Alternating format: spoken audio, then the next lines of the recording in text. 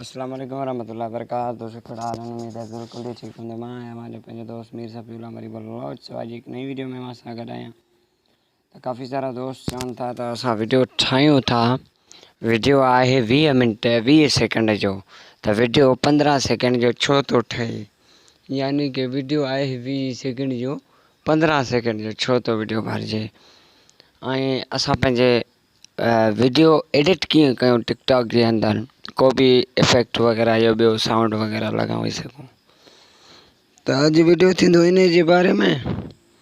जेकर वीडियो पसंदि आयो त वीडियो खे लाइक कंदो। लाइक करण सां तव्हांजो कुझु बि न वेंदो आहे। चैनल ते न आयो त चैनल खे सब्सक्राइब कजो ऐं बेल घंटी खे हाल ते प्रेस करे छॾियो, जीअं त हर वीडियो जी नोटिफिकेशन तव्हांखे आसानी सां मिली सघे।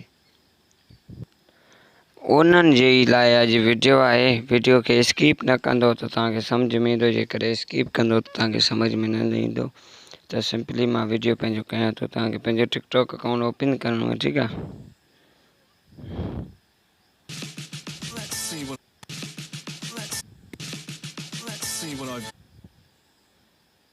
सो जीअं मां ओपन कयो आहे त मुंहिंजे साम्हूं कुझु अहिड़ो इंटरफेस आयो आहे। सो शायदि तव्हांजे साम्हूं बि अहिड़ो कुझु इंटरफेस अची वेंदो, ठीकु आहे दोस्तों। सो ही तौरु ओपन थियो आहे हाणे, ठीकु आहे। हाणे मिसाली तौरु हीअ आहे, ठीकु आहे। ही साउंड आहिनि, जे मथां तव्हां क्लिक कयो। जेकर तव्हां हिन वीडियो खे रिकॉर्ड करणु था चाहियो त हिन जे मथां क्लिक करे छॾियो, ठीकु आहे। हिन जे मथां रिकॉर्ड कंदुसि मुंहिंजो वीडियो अधु भरिजी वेंदो, ठीकु आहे। ॾिसो, अब हम बड़े हो गए हैं, घर वाले चंपल नहीं ताना मारते हैं। हाणे वीडियो मुंहिंजो अधु भरिजी वियो। छाजे करे? त वीडियो ही ॾिसी सघो था। मूं वटि 15 सेकंड जो सेव थियल पियो आहे। ॾिसो, 15 एस माना सेकंड, ठीकु आहे। जेकर तव्हां हिनखे 60 सेकंड जो करे छॾियो तव्हांजो वीडियो पूरो भरिजी वेंदो, ठीकु आहे। पूरो साउंड भरिजी वेंदो। इहो ॻाल्हि थी वियो क्लियर। ऐं तव्हां पंहिंजो वीडियो खे एडिट कीअं कंदव? त भाई ॾिसी सघो था, कुझु इफेक्ट आहिनि जेके टिकटॉक जे अंदरि तव्हांखे मिलनि था। ऐं कुझु इफेक्ट ही आहिनि जेके तव्हांखे टिकटॉक जे अंदरि मिलनि था। सो ही ॾिसी सघो था, इहे तव्हांखे मिलनि था कुझु कलर्स आहिनि, फिल्टर जंहिंखे चइबो आहे, ठीकु आहे।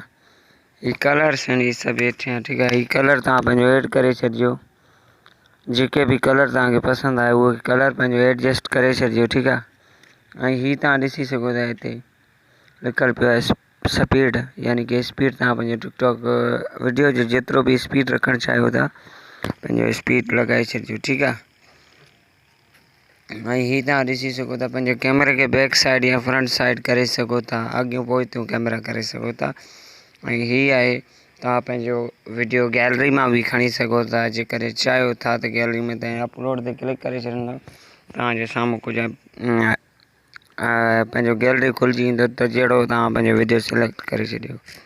ऐं हीअ टेम्पलेट छा आहे, हिन में तव्हां पंहिंजा फ़ोटोअनि जा पोज़ ऐड करे सघो था। जहिड़ा बि फ़ोटो आहिनि उन्हनि जा पोज़ ऐड करे सघो था। त अॼु जी वीडियो इहो। जेकर वीडियो पसंदि आयो त वीडियो खे लाइक कंदो, शेयर कंदो। चैनल ते न आयो त चैनल खे सब्सक्राइब कंदो। ओके, अल्लाह हाफ़िज़।